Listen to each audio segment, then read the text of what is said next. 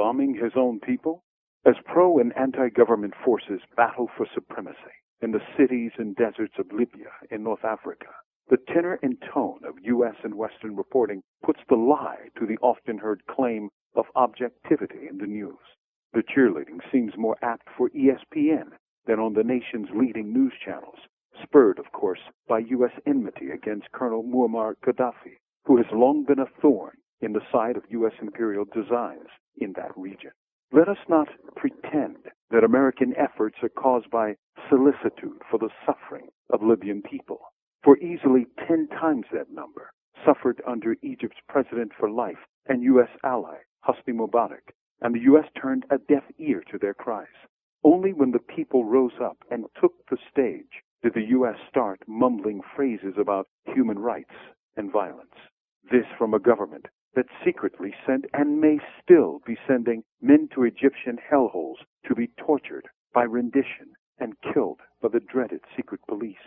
Indeed, anyone with a passing acquaintance with American history cannot even hear the media and political charges of a government attacking or bombing its own people without cringing. For U.S. National Guard attacked students in Kent State, Ohio, killing 4 college kids who were protesting the Vietnam War.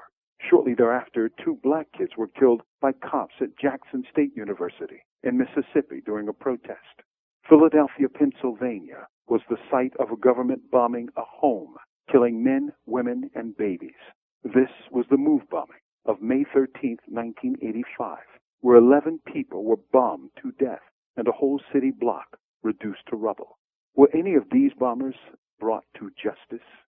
And when Israel unleashed Operation Cast Lead against the occupied territories in Gaza, killing over 1,400 Palestinians, men, women, children, and a respected South African judge, Richard Goldstone, issued a report calling the strafings, bombings, and high-caliber shootings of civilians war crimes.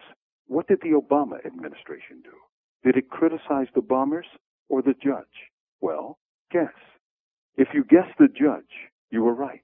And it gives you some idea of how much the U.S. government cares about human rights, violence, governments bombing unarmed civilians, or the suffering of Arabs under repressive regimes. Here's the lesson. Rebels in every nation catch hell. From Death Row, this is Mumia Abu Jamal. These commentaries are recorded by Noel Hanrahan of Prison Radio.